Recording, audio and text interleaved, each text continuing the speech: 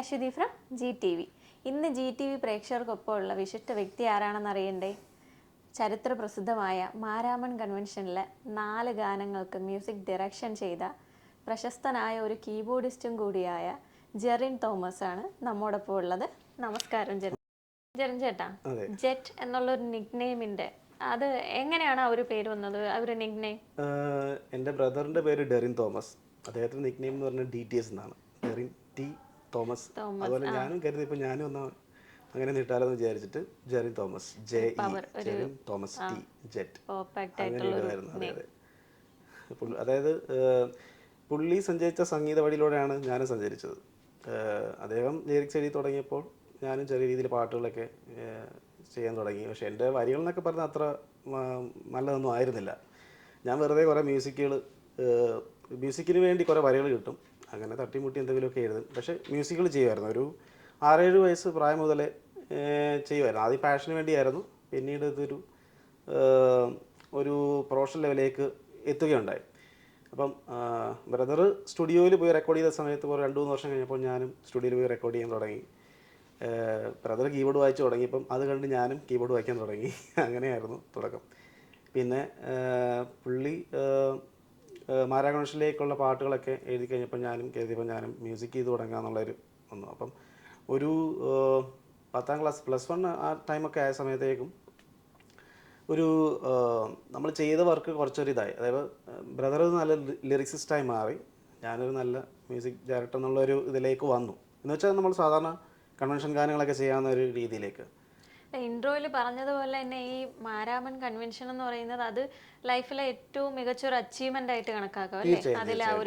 അതായിരുന്നു ഒരു തുടക്കം എന്ന് പറയുന്നത്. അത് മാരാമൺ കൺവെൻഷൻ്റെ പാട്ടുകൾ സെലക്ട് ചെയ്യപ്പെടുക എന്നുള്ളത് വളരെ വലിയ കാര്യമാണ്. പ്രത്യേകിച്ച് 600ഓളം ഗാനങ്ങളാണ് മിനിമം വരാറുണ്ട്. പല സഭകളിൽ നിന്നും അല്ലാതെയും ഒത്തിരി ആൾക്കാർ എഴുതാറുണ്ട് പാട്ടുകൾ. അപ്പം അതിൽ 16 ഗാനങ്ങൾ മാത്രമേ അവരൊരു CD ഒരു വർഷത്തേക്ക് സെലക്ട് ചെയ്യപ്പെടുകയുള്ളൂ. അപ്പോൾ ആ ഒരു സമയത്ത് അത്രയും ആദ്യ ഗാനം വരുന്നത് 2008-ലാണ്.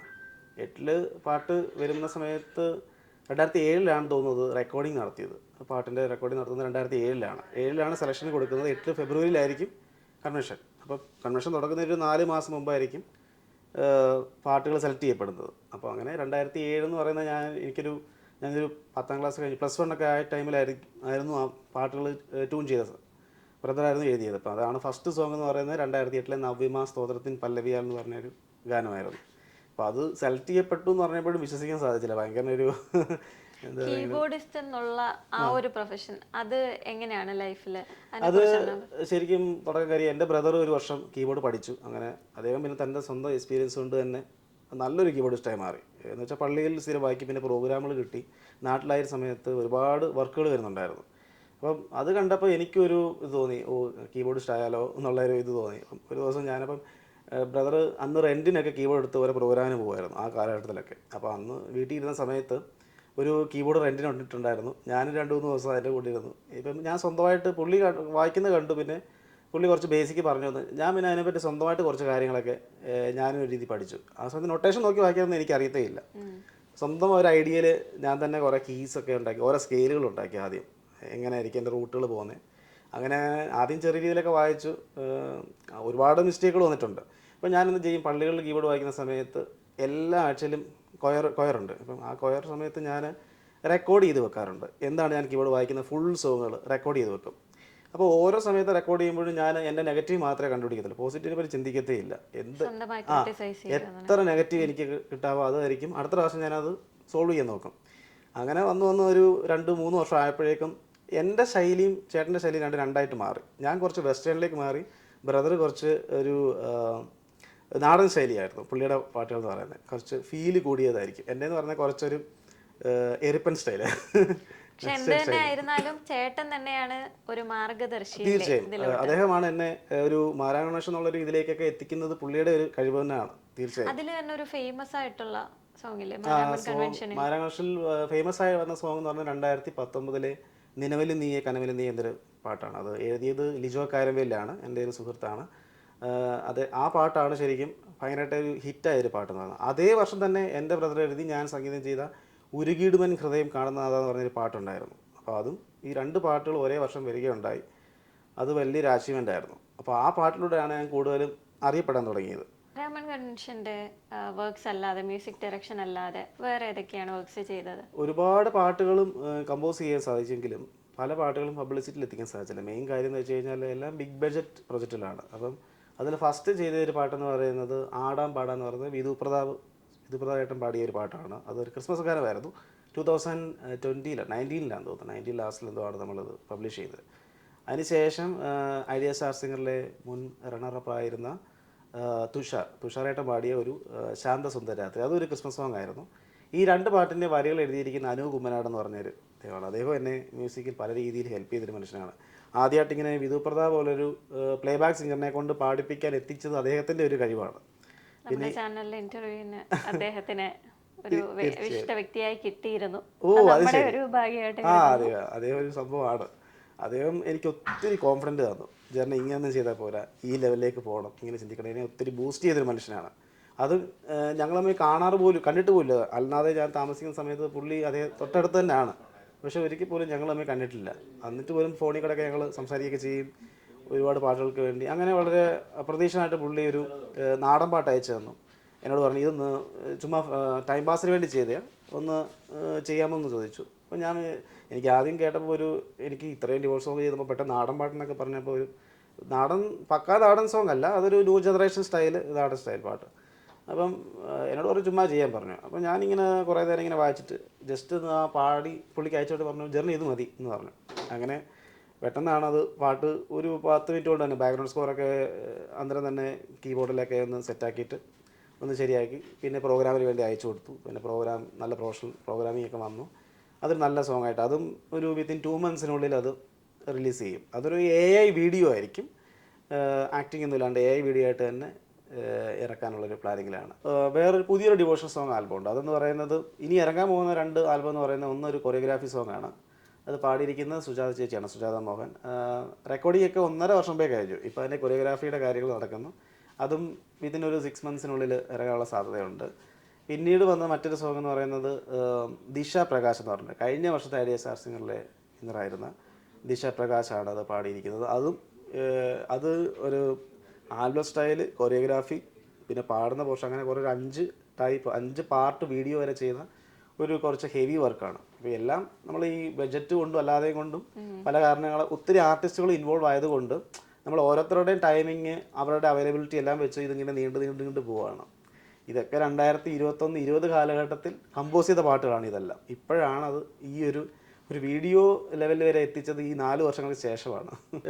പുതിയ സിനിമയുടെ വർക്ക് എന്ന് പറയുന്നത് OTT പ്ലാറ്റ്ഫോമിൽ ഇറങ്ങുന്ന പടമാണ്. 2 തിയേറ്റർ സിനിമകൾ മുടങ്ങിയതിന് ശേഷം കിട്ടുന്ന ഒരു ഭാഗ്യമായിരുന്നു ഈ 3rd മൂവി എന്ന് പറയുന്നത്. അപ്പോൾ അതിലെ പുതുമുഖ സംവിധായകൻ ജിനേഷ് മുകുന്ദനാണ് സംവിധാനം ചെയ്യുന്നത്. അതിൽ വരികൾ എഴുതിയിരിക്കുന്ന 3 പാട്ടുകൾ ലിജോ കാരമ്പയിലാണ് ഞാൻ തന്നെ സംഗീത സംവിധാനം നിർവഹിച്ചിട്ടുണ്ട്. അതിൻ്റെ ഇപ്പോൾ റെക്കോർഡിങ് നടന്നുകൊണ്ടിരിക്കുകയാണ്. എന്ന് വെച്ചാൽ ഈ ആഴ്ചകളിലായിരിക്കും അതിൻ്റെ പ്രോഗ്രാമിംഗ് ഫിനിഷ് ചെയ്തു ഇന്ന് തന്നെ. പിന്നീട് നെക്സ്റ്റ് വീക്കിലായിരിക്കും അതിൻ്റെ വോക്കൽ റെക്കോർഡിംഗ് ഉണ്ടായിരിക്കും. പിന്നെ ഒരു 2 weeks 3 weeksനുള്ളിൽ തന്നെ അതിൻ്റെ പൂജയും കാര്യങ്ങളും, ആ പൂജയോട് കൂടി ഈ പാട്ട് ഔട്ട് ചെയ്യാനാണ് പ്ലാനിങ്. എന്ന് വെച്ച് കഴിഞ്ഞാൽ സിനിമയ്ക്ക് മുമ്പ് തന്നെ പാട്ട് പുറത്തു വരും. പാട്ടിലൂടെ സിനിമ ഹിറ്റാക്കാനുള്ള ഒരു ശ്രമത്തിലാണ്. നമ്മുടെ GTVയെ സ്നേഹിക്കുന്ന അല്ലെങ്കിൽ കലയെ സ്നേഹിക്കുന്ന നമ്മുടെ GTV പ്രേക്ഷകർക്ക് വേണ്ടി ജനചേട്ടൻ ഒരു പാട്ടൊന്ന് പാടിക്കൊടുക്കാമോ? ഞാനൊരു സംഗീത സംവിധാനമാണെങ്കിലും പാട്ടിൽ അത്ര വലിയ പ്രൊഫഷണലൊന്നുമല്ല. അതുകൊണ്ട് തന്നെ ഞാൻ കമ്പോസ് ചെയ്യുന്ന പാട്ടുകൾ അധികം ഞാൻ പാടാറില്ല. എങ്കിലും ഒന്ന് ശ്രമിക്കാമല്ലോ. തീർച്ചയായും അത്ര പ്രൊഫഷണലായിട്ടുള്ള വോയിസോ കാര്യങ്ങളൊന്നുമില്ല. അല്ലെങ്കിൽ പിന്നെ കമ്പോസ് ചെയ്ത എല്ലാ പാട്ടുകളും ഞാൻ തന്നെ പാടിയേനെ. എന്നെപ്പറ്റി എനിക്ക് വ്യക്തമായ ധാരണ ഉണ്ടായതുകൊണ്ടാണ് പാട്ടിൽ നിന്ന് ഞാൻ അങ്ങനെ മാറി നിൽക്കുന്നത്. പാട്ട് പാടാനാണെങ്കിൽ മാരാമൺ കൺവെൻഷനിലെ ആ ഹിറ്റായ ഗാനം എന്ന് പറയുന്നത് നിലവിലും നീയേ കനവിലും നീ എന്ന്. നിലവിലും നീയേ കനവിലും നീയേ അരികിലും നീയേ അദൃശ്യനായ നാഥാ ആദിയും നീയേ അന്തവും നീയേ ഹൃദയത്തിനുള്ളിൽ മധുരമായ നാഥാ. ചേട്ടൻ ചേട്ടൻ്റെ റീസെൻ്റ് ആയിട്ടുള്ള വർക്ക്സ് ഏതൊക്കെയാണ്? റീസെൻറ്റ് വർക്ക് എന്ന് പറയുന്നത് ഞാനൊരു 2019 ഒക്കെ ആയപ്പോഴേക്കും മാരാ കൺവെൻഷൻ പിന്നീട് ഞാൻ അധികം ചെയ്തിട്ടില്ല, കൂടുതൽ ഫോക്കസ് കൊടുത്തിട്ടില്ല. ഒന്നാമത് ഒരുപാട് ആൾക്കാർ അതിലേക്ക് പാട്ടുകൾ ചെയ്യുന്നുണ്ട്. രണ്ടാമത്തെ കാര്യം ഞാനിപ്പോൾ അതിൽ തന്നെ കടന്നു കഴിഞ്ഞാൽ എനിക്കൊരിക്കലും ഒരു മ്യൂസിക് ഡെവലപ്മെൻ്റ് ഒന്നും വരത്തില്ല, അവിടെ തന്നെ കടന്നു പോകും. അപ്പോൾ അതുകൊണ്ട് ഞാൻ ചിന്തിക്കാൻ തുടങ്ങി ഒരു 2015 ശേഷം മുതൽ ഞാൻ ചിന്തിക്കാൻ തുടങ്ങി എന്തുകൊണ്ട് സിനിമയിലേക്കൊക്കെ ഒന്ന് എത്തിക്കൂടാ എന്ന് വിചാരിച്ചിട്ട്. ബിഗ് സ്ക്രീനിലേക്ക്. അതൊക്കെ അപ്പോൾ ഞാൻ അങ്ങനെ എന്ത് ചെയ്തെന്ന് അറിയാം, ഒരു കീബോർഡൊക്കെ എടുത്തിട്ട് ജസ്റ്റ് ഒരു വെറുതെ കുറേ പാട്ടുകളൊക്കെ വായിക്കാൻ തീരുമാനിച്ചു. ചുമ്മാ കുറേ മ്യൂസിക് പോലെയൊക്കെ ചെയ്യും, ബീറ്റും ഒക്കെ ഇട്ട് എനിക്ക് എത്രത്തോളം ഡെവലപ്പ് ചെയ്യാൻ പറ്റുമെന്ന്. എന്നിട്ട് ഞാനൊരു പാട്ട് എഴുതുന്ന ഒരാൾക്ക് അയച്ചു കൊടുത്തു. അപ്പോൾ അദ്ദേഹം കേട്ടിട്ട് വേറൊരു സിംഗറിന് ഫോർവേഡ് ചെയ്തു. പക്ഷേ പുള്ളി മൂന്ന് മ്യൂസിക് ഉണ്ടായിരുന്നു. 3 പാട്ട് കേട്ടിട്ട് പറഞ്ഞു ഇത് ഒട്ടും നിലവാരമില്ലെന്ന് പറഞ്ഞു. പുള്ളി വളരെ സത്യമുള്ള കാര്യം തന്നെ പറഞ്ഞത്. പിന്നീട് എനിക്കും വാശിയായി, ഇത് എങ്ങനെയാണ് എനിക്ക് ചെയ്തേ പറ്റുന്നുള്ളത്. അങ്ങനെ വർഷങ്ങൾ പോലെ ഞാനിങ്ങനെ പാട്ടുകൾ ചെയ്യാൻ വേണ്ടി ഇങ്ങനെ ഇരുന്നപ്പോഴാണ് ലിജോ കാരവേൽ എന്ന് പറഞ്ഞ അദ്ദേഹത്തെ പരിചയപ്പെടുന്നത്. പുള്ളിയാണ് നിലവിൽ നീ എന്ന പാട്ട് മാരാകൃഷ്ണനിലേക്ക് എഴുതുന്നത്. അപ്പം അദ്ദേഹത്തോട് ഒരു ദിവസം ഇങ്ങനെ മെസ്സേജ് അയക്കുന്ന കൂട്ടത്തിൽ ചോദിച്ചു, ഞാനിങ്ങനെ പറയുന്നുണ്ട് എനിക്ക് മാരാൺ മാത്രമല്ല അല്ലാത്ത സോങ്ങുകൾ, ആൽബം സോങ്ങുകൾ ഒക്കെ ചെയ്യാൻ ആഗ്രഹമുള്ള സിനിമ. അപ്പം പുള്ളിയും പറഞ്ഞു എൻ്റെ മനസ്സിലെ ആഗ്രഹം അതാണ്, അതിനുവേണ്ടി പാട്ടുകൾ എഴുതിയിട്ടുണ്ടെന്ന് പറഞ്ഞു. അപ്പം പുള്ളി ചെയ്തതിനെ കോളേജിൽ പഠിക്കുന്ന സമയത്ത് എഴുതിയ 2 പാട്ടുകൾ എനിക്ക് അയച്ചു തന്നു. കോളേജിലാണോ എനിക്കിത് പുള്ളി ദുബായിലുള്ള സമയത്താണ് തോന്നുന്നു. ദുബായിൽ പുള്ളിയും കുറച്ചാളുണ്ടായിരുന്നു, ഇപ്പോൾ നാട്ടിൽ പോയി.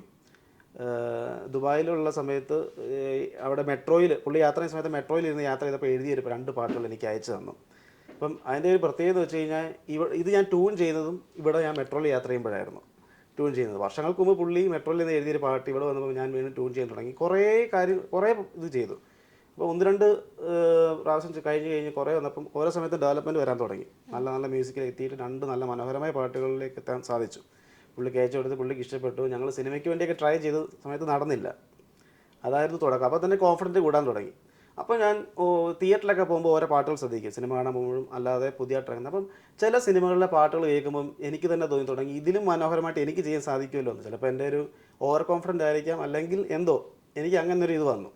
അപ്പം പിന്നെ എനിക്ക് കുറച്ചുകൂടെ വാശിയായി എങ്ങനെയും സിനിമയിൽ എത്തിക്കണമെന്ന്. അപ്പം അങ്ങനെ ഒരു 2 അവസരങ്ങളുണ്ടായിരുന്നു സിനിമയിലേക്ക് വരാൻ വേണ്ടി. പക്ഷേ 2 സിനിമയും തിയേറ്ററിൽ മുടങ്ങി. എന്നുവെച്ചാൽ തിയേറ്ററിൽ എത്തിക്കാൻ സാധിച്ചില്ല. അവർ ഷൂട്ടിങ്ങും തുടങ്ങിയില്ല, അതിനു മുമ്പ് തന്നെ പല കാരണങ്ങളാലും മുടങ്ങിപ്പോയി. 2 സിനിമയ്ക്ക് വേണ്ടി പാട്ടുകൾ ചെയ്യുകയുണ്ടായി. അതിൽ എടുത്തു പറയത്തക്ക ഒരു പാട്ട് 19 തവണ ഞാൻ ട്യൂൺ ചെയ്തു. 18 തവണയും ആ പാട്ട് പലതും എനിക്ക് തന്നെ ഇഷ്ടപ്പെടാതെ ഞാൻ കളയുമായിരുന്നു. കുറേയൊക്കെ ലിറിക്സ് തന്നെ ഇട്ട് പറഞ്ഞു കൊള്ളത്തില്ല. പിന്നെ കുറേ മറ്റേ തിരക്കഥ എഴുതിയ ആളും അദ്ദേഹത്തിൻ്റെ ഫ്രണ്ടായിരുന്നു, ലിജോ കാരവേലിൻ്റെ ഫ്രണ്ടായിരുന്നു.